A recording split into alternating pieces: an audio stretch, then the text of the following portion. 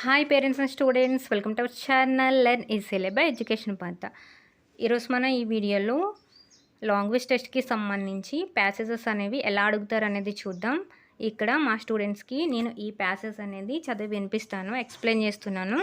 So వాళ్ళతో పాటు మీరు వినండి. ఈ వీడియో ఎండింగ్లో క్వశ్చన్స్ ఉన్నాయి, వీటికి సంబంధించి ఆ క్వశ్చన్స్కి లాస్ట్లో ఆన్సర్స్ కూడా ఉన్నాయి. ఒకసారి మీరు మొత్తం విన్న తర్వాత క్వశ్చన్స్కి ఆన్సర్ చేసి నెక్స్ట్ చెక్ చేసుకోండి మీ ఆన్సర్స్, మీరు ఎలా ఆన్సర్ చేశారు అనేది. ఓకే, మీకు ఏం చెప్పాను, థర్డ్ వన్ వచ్చేసి థర్డ్ సెక్షన్ వచ్చేసి ఏంటి, లాంగ్వేజ్ టెస్ట్ కదా. ఈ లాంగ్వేజ్ టెస్ట్లో నేను ఒక ప్యాసేజ్ చెప్తాను మీకు, ఓకేనా. చిన్న స్టోరీ అనమాట, ఒకసారి వినండి, జాగ్రత్తగా వినండి రా. క్వశ్చన్స్ అడుగుతాను, ఓకేనా. ఇంగ్లీష్లోనే ఉంది, తెలుగులో కూడా నేను చెప్తాను, ఓకేనా. ఈ స్టోరీ చెప్పే ముందు మీకు కూడా చెప్తాను చూడండి. మనకి స్వాతంత్రం వచ్చింది కదా, మనం ఆగస్ట్ 15 సెలబ్రేట్ చేసుకుంటాం కదా. ఎందుకు సెలబ్రేట్ చేసుకుంటాం ఆగస్ట్ 15 అనేది? స్వాతంత్రం వచ్చింది. ఏంటి స్వాతంత్రం అంటే? ఎందుకని సెలబ్రేట్ చేసుకుంటాం మనం అసలు అంటే? మీకు తెలుసా? మీ అందరికీ తెలుసు కదరా, హాసిని తెలుసు కదా, ఆగస్ట్ 15 ఎందుకు సెలబ్రేట్ చేసుకుంటాం? స్వాతంత్రం వచ్చింది. స్వాతంత్రం అంటే ఏంటి? అప్పటి వరకు మనల్ని ఎవరు పరిపాలించారు? బ్రిటిష్ వాళ్ళు పరిపాలించారు. వాళ్ళు ఎందుకు వచ్చారంట, యాక్చువల్గా మన దేశానికి ఎందుకు వచ్చారంటే, మన దాంట్లో స్పైసెస్ అంటే మిరియాలు, యాలకులు ఇవి ఉన్నాయి కదా, వీటి కోసం వచ్చారంట. అంటే వాళ్ళు ఎక్కడి నుంచి వచ్చారు? యూరప్ కాంటినెంట్ నుంచి వచ్చారు. అంటే అక్కడ చాలా చల్లగా ఉంటుంది అనమాట. అక్కడ నుంచి వాళ్ళకి ఆ చల్లదనం తట్టుకోవడం కోసం వాళ్ళకి స్పైసెస్ అనేవి కావాలి. మనకి బాగా దొరుకుతాయి స్పైసెస్ అనేవి. సో వాళ్ళు ఎందుకు వచ్చారు అంటే, మన దగ్గరికి వీటి కోసం వచ్చారు. వీటి కోసం వచ్చి అలా వాళ్ళు ఏమైపోయారు, ఇక్కడ స్థిరపడిపోయారు. ఇక్కడ స్థిరపడిపోయి మన రాజులు రాణులు పరిపాలించేవారు కదా అంతకుముందు, వాళ్ళ మీద దాడి చేసి వాళ్ళు ఏం చేశారు, వాళ్ళు పరిపాలించడం మొదలుపెట్టారనమాట. కానీ ఇప్పుడు ఆగస్ట్ 15 సెలబ్రేట్ చేసుకోవడం కోసం ఎంతమంది తమ ప్రాణాలని పోగొట్టుకున్నారు మీకు తెలుసు కదా. మనకైతే కొంతమంది గురించి తెలుస్తుంది, గాంధీ గారు, నెహ్రూ గారు, వీళ్ళ గురించి మాత్రమే ఎక్కువగా మీరు వింటూ ఉంటారు కదా. వీళ్ళే కాకుండా చాలామంది పోరాటం చేశారనమాట అంతకుముందు కూడా. మనకి వీళ్ళు ఎప్పుడు తెలుసు, క్విట్ ఇండియా మూవ్మెంట్ అని ఇవన్నీ చదువుకున్నారు కదా మీరు, 5th క్లాస్లో ఉన్నాయి కదా. ఇలా కొన్ని మూమెంట్స్ గురించి మీకు తెలుసు, ఏమేమి పోరాటాలు చేశారు, కొన్ని పోరాటాల గురించి మాత్రమే మీకు తెలుసు కదా. ఇది కాకుండా అంతకు ముందే అంటే 1857లో కూడా పోరాటం జరిగిందనమాట. దాన్ని ఏమంటారంటే సిపాయిల తిరుగుబాటు అని చెప్పేసి అంటారు. అది ఎప్పుడు జరిగిందంటే 1857లో జరిగింది. అప్పుడు ఎవరు పోరాటం చేశారంటే మీ అందరికీ ఆల్రెడీ తెలుసు, ఆవిడ గురించి ఇక్కడ ఇచ్చారనమాట ఈ ప్యాసేజ్లో. సో దీని గురించి చెప్తాను వినండి.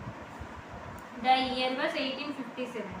India was under British rule. ఇప్పుడు చెప్పుకున్నాం కదా, అప్పుడు ఇండియాని ఎవరు పరిపాలించారు?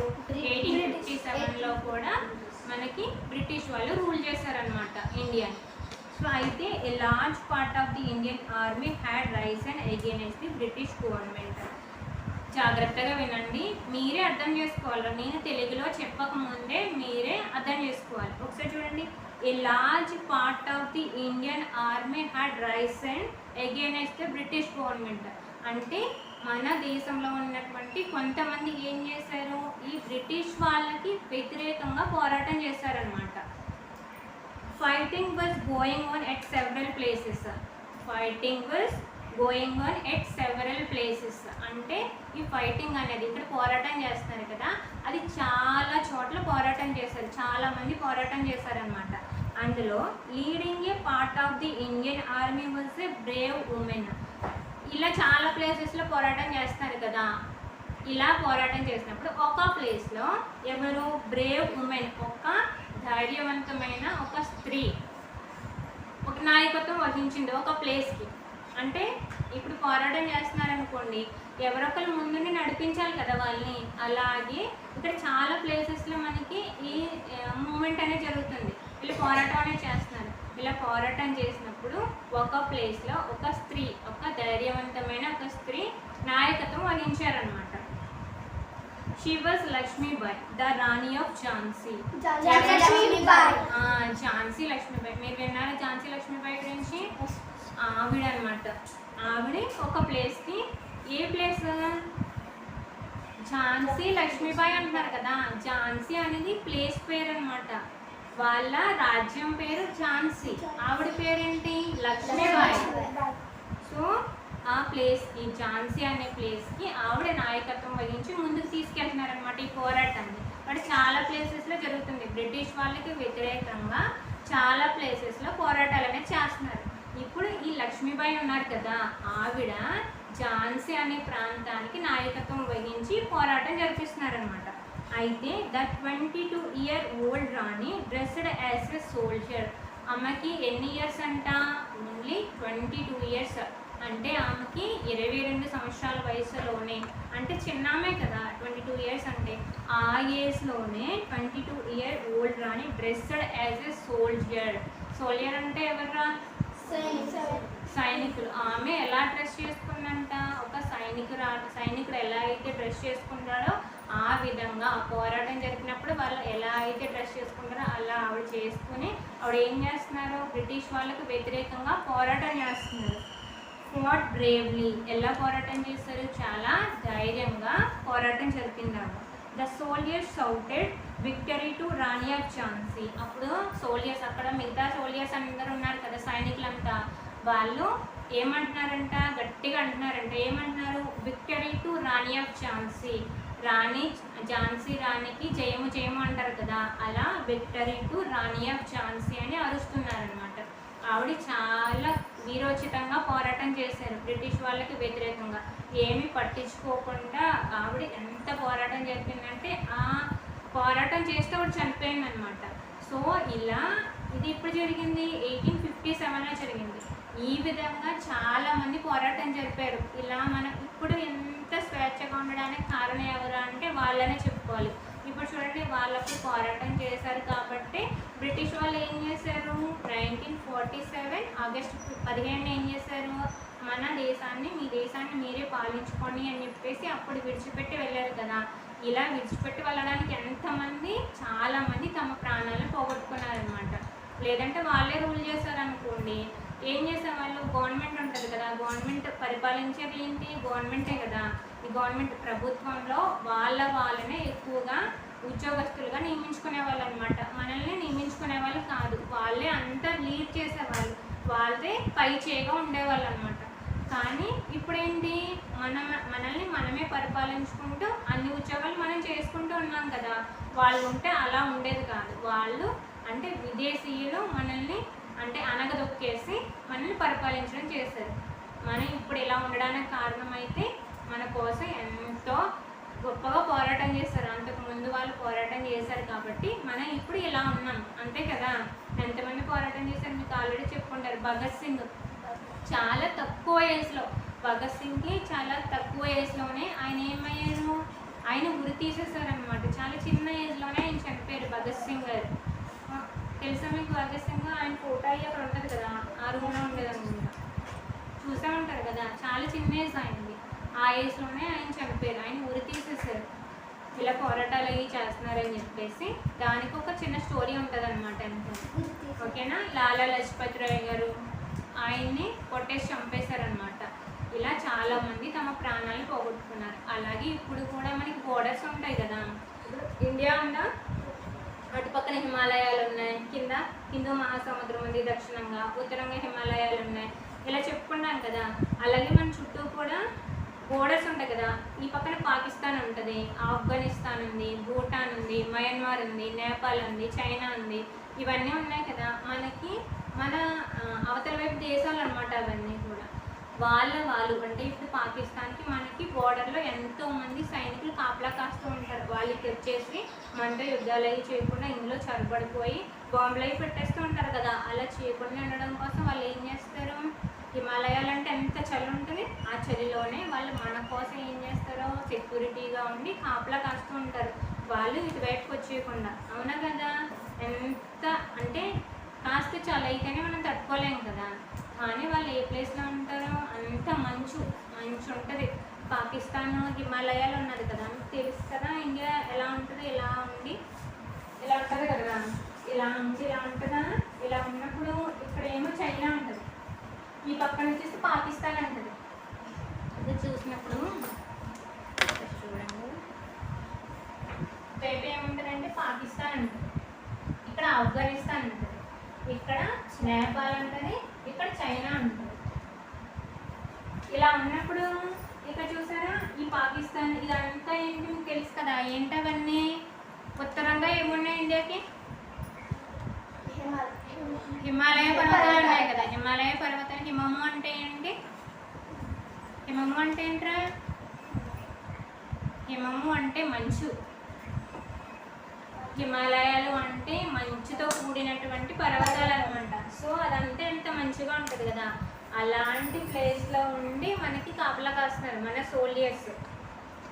వాళ్ళు అలా కాపలా కాస్తూ అంత కష్టపడుతుంటే మనం ఇక్కడ చాలా స్వేచ్ఛగా హ్యాపీగా ఉంటున్నాం.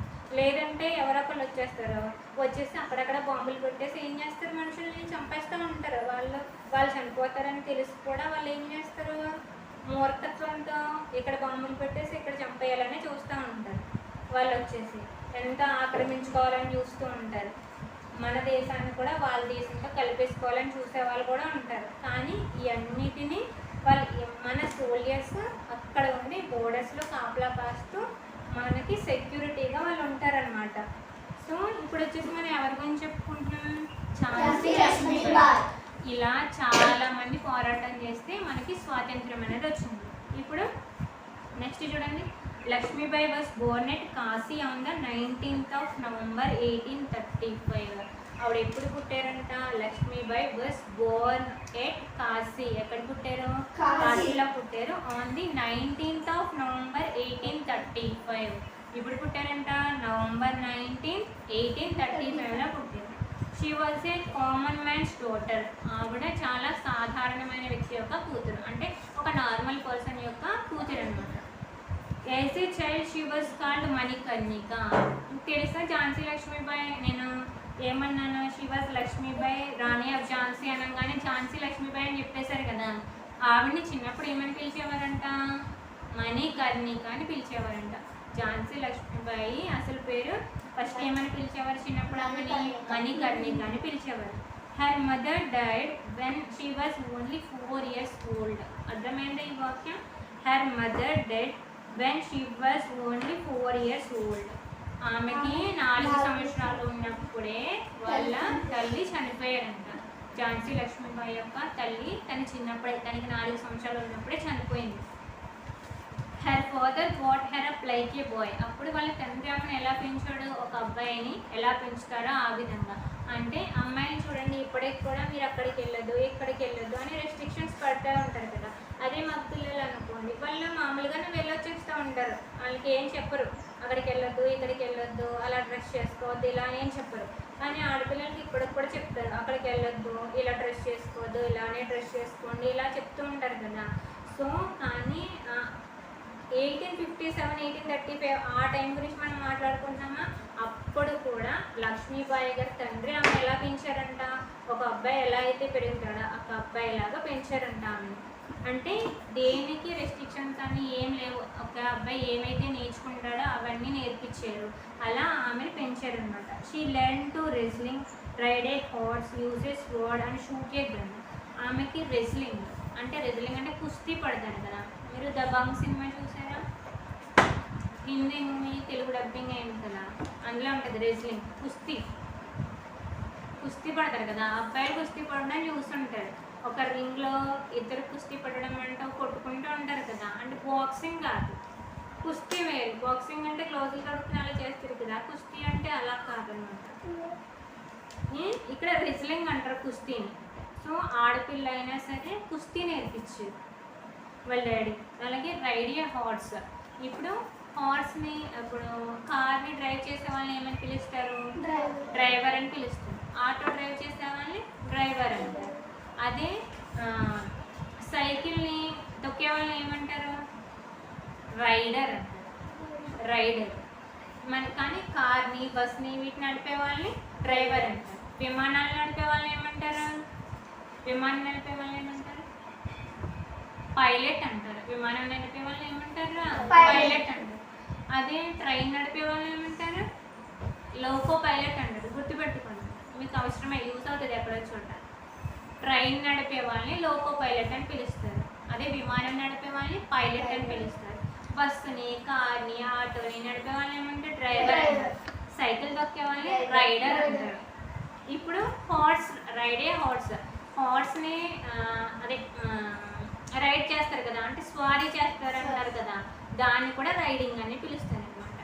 అంటే గుర్రాన్ని అసలు దాన్ని ఏమంటారో, అదే దాన్ని పట్టుకోవడం కానీ అది చాలా కష్టం కదా, అది అస్తమానం వెళ్ళిపోతూ ఉంటుంది.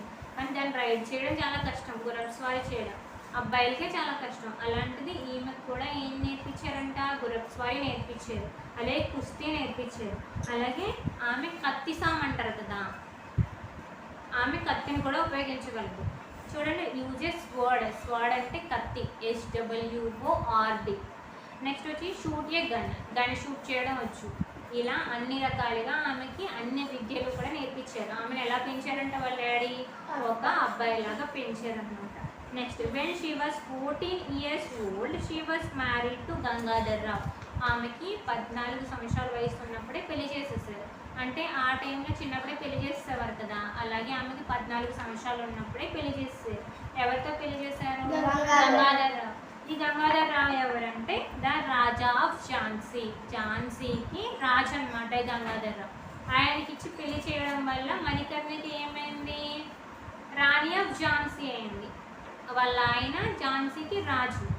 ఝాన్సీ అనేది ఒక ప్రాంతం పేరు. ఝాన్సీ లక్ష్మీబాయి అంటారు కదా, ఝాన్సీ అంటే ఏమి అది ఆమె పేరు కాదు, గుర్తుపెట్టుకోండి. ఝాన్సీ అంటే ఒక ప్రాంతం పేరు, ఓకేనా? ఆ ప్రాంతాన్ని గంగాధరరావు పరిపాలించేవారు. ఆ గంగాధరరావు భార్య ఎవరు? మణికర్ణిక. ఈ మణికర్ణిక ఈ ఝాన్సీకి రాజుని పెళ్లి చేసుకుంది కదా, సో ఈమె రాణి అయింది, ఝాన్సీకి రాణి అయింది. సో ఇలా ఝాన్సీకి రాణి అవడం వల్ల ఆమెను ఏమని పిలుస్తున్నారు? రాణి ఆఫ్ ఝాన్సీ అని పిలుస్తున్నారు. సో ఝాన్సీ తర్వాత ఆమె ఎలా మారింది? ఝాన్సీ లక్ష్మీబాయి. ఝాన్సీ అనేది ఒక ప్రాంతం పేరు. ఇప్పుడు ఇదేరా స్టోరీ మనం చెప్పుకున్నటువంటిది. ఇప్పుడు నేను క్వశ్చన్స్ అడుగుతాను, బాగా విన్నారు మాత్రం జాగ్రత్తగా. ఇప్పుడు క్వశ్చన్స్ అడిగితే చెప్పాలి, ఓకేనా? విన్నారు కదా, మళ్ళీ ఒకసారి చెప్పనా? జస్ట్ మామూలుగా చెప్తాను. 1857లో ఒక తిరుగుబాటు జరిగింది. దాన్ని సిపాయిల తిరుగుబాటు అని కూడా పిలుస్తారు. ఒక పెద్ద తిరుగుబాటు అనమాట. బ్రిటిష్ వాళ్ళకి వ్యతిరేకంగా జరిగినటువంటి ఒక తిరుగుబాటు 1857లో జరిగింది. అయితే ఇది చాలా చోట్ల జరిగింది. ఒక ప్రాంతానికి ఒక లేడీ అంటే ఒక ఉమెన్ ఏం చేశారు? నాయకత్వం వహించారు. ఆవిడే ఎవరు అంటే ఝాన్సీ లక్ష్మీబాయి, ఓకేనా? ఆమెని ఆమె 4 years ఉన్నప్పుడే వాళ్ళ మదర్ చనిపోయారు. ఆమె ఎక్కడ పుట్టింది? కాశీలో పుట్టింది. ఎప్పుడు పుట్టింది? 1835లో పుట్టింది, ఓకేనా? తర్వాత వచ్చేసి ఆమెను చిన్నప్పుడు ఏమని పిలిచారు అంటే మణికర్ణిక అని పిలిచారు. నెక్స్ట్, ఆమెకి 4 సంవత్సరాల వయసు ఉన్నప్పుడే ఆమె తల్లి చనిపోయింది. తర్వాత వాళ్ళ నాన్న ఆమెని ఒక అబ్బాయిలా పెంచారు. తనకి కత్తి సాము నేర్పించారు, అలాగే కుస్తీ నేర్పించారు, గన్ షూట్ చేయడం నేర్పించారు. ఇవన్నీ కూడా గుర్రపు స్వారీ కూడా నేర్పించారు. ఆమె ఝాన్సీకి రాజు అయినటువంటి గంగాధర్ రావుని పెళ్లి చేసుకున్నారు, ఓకేనా? ఇది మనం చెప్పుకున్నటువంటి స్టోరీ. ఇప్పుడు నేను మిమ్మల్ని క్వశ్చన్స్ అడుగుతాను, ఇక్కడ ఉన్నవే అడుగుతాను, ఓకేనా? ఇలా ఈ ప్యాసేజ్ ఉన్నాయి కదా, నేను ట్రాన్స్లేట్ చేసేసాను కాబట్టి నేను ఎక్స్ప్లెయిన్ చేస్తాను మీకు ఏంటి అని చెప్పేసి. సో మీకు అర్థమైపోయింది. కానీ ఎగ్జామ్లో ఎవరు చదవాలి? మీరే చదవాలి. మీరు చదివినప్పుడు ఒకసారి చదివినప్పుడు అర్థం కాలేదనుకోండి, మళ్ళీ ఏం చేయాలి? ఇంకొకసారి చదవాలి. మళ్ళీ అర్థం కాకపోతే ఇంకొకసారి చదవాలి. ఖచ్చితంగా అర్థమవుతుంది కదా, ఎందుకంటే మీ లెవెల్కి తగ్గట్టు. ఇక్కడ ఉన్న వర్డ్స్ అన్నీ మీకు అర్థమయ్యాయా లేదా అని చదువుతున్నప్పుడు? అర్థమయ్యాయి కదా. అంటే మీరు ఇంగ్లీష్ టెక్స్ట్ బుక్ కొన్నిసార్లు చదువుతూ ఉండండి, చెప్పకపోయినా. మీ దగ్గర 4th class 5th class ఇప్పుడు ఉంటాయి కదా, బుక్స్ ఉంటాయి కదా, పాత బుక్స్, ఈ బుక్స్. అప్పుడప్పుడు ఒకసారి ఇంగ్లీష్ అక్కడ ఉన్నటువంటి లెసన్స్ ఒకసారి చదువుకుంటూ ఉండండి, ఓకేనా? అప్పుడు మీకు ఈజీగా అర్థమవుతూ ఉంటుంది. సో ప్రాక్టీస్ చేయడం వల్ల మీకు ఎప్పుడు ఈజీగా అర్థమవుతూ ఉంటుంది, ఓకేనా? ఇప్పుడు చూడండి, ఈ ప్యాసేజ్ ఎవరు చదవాలి ఎగ్జామ్లో? మీరే చదువుకోవాలి. మీరే చదువుకుని మీరే రావాలి, మీరే రాయాలి, ఓకేనా? ఒకసారి చదివితే అర్థం కాలేనప్పుడు 2-3 సార్లు చదివారనుకుని ఆటోమేటిక్గా మీకు ఖచ్చితంగా అర్థమవుతుంది. ఎప్పుడూ కూడా మీరు ఒకసారి చదివినప్పుడు, అది మ్యాథ్స్ అయినా సైన్స్ అయినా సోషల్ అయినా ఏ సబ్జెక్ట్ అయినా తీసుకోండి, ఒకసారి చదివారు మీకు అర్థం కాలేదు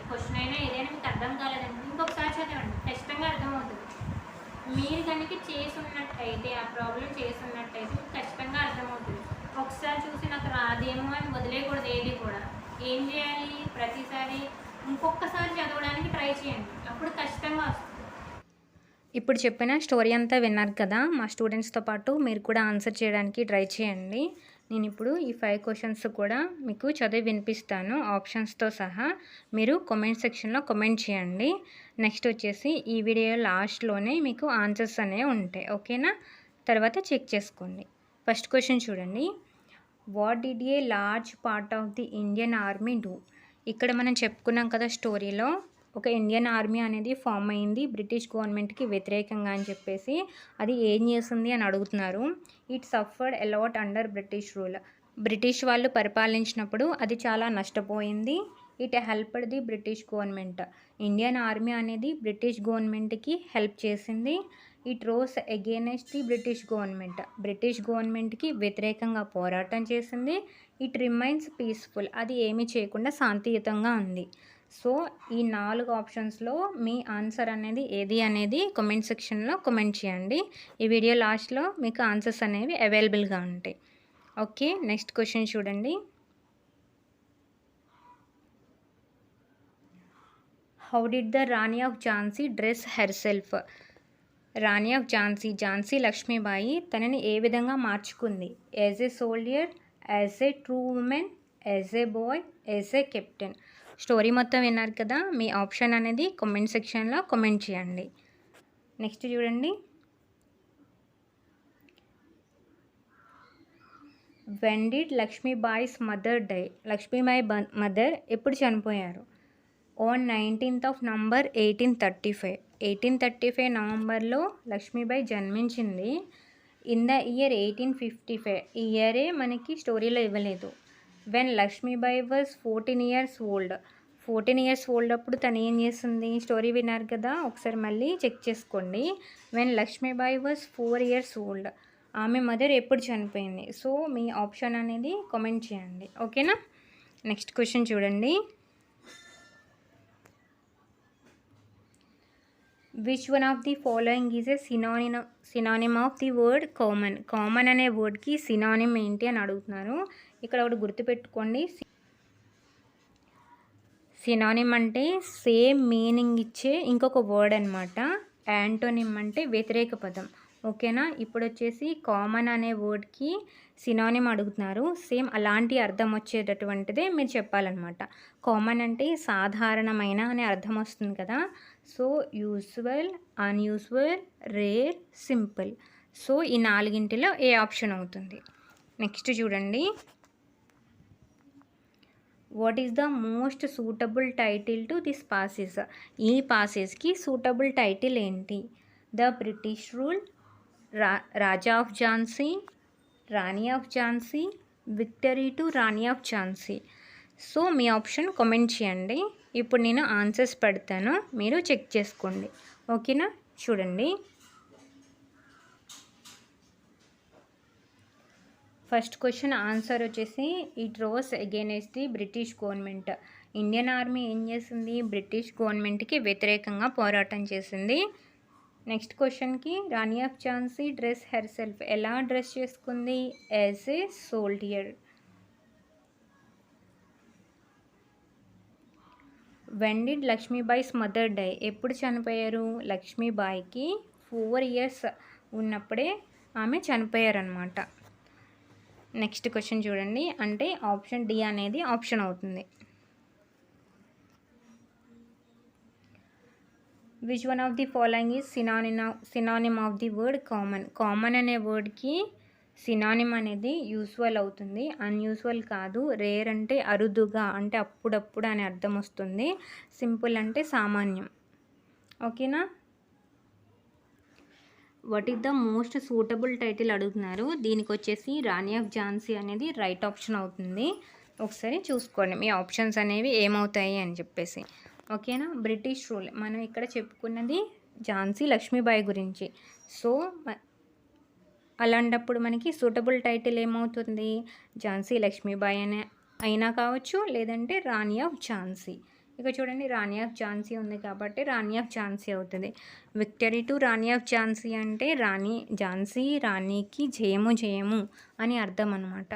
సో ఇక్కడ సూటబుల్ టైటిల్ అడిగారు కాబట్టి రాణి ఆఫ్ ఝాన్సీ అనేది సూటబుల్ టైటిల్ అవుతుంది మనకి ఇక్కడ. ఓకేనా, ఇవి ఆప్షన్స్.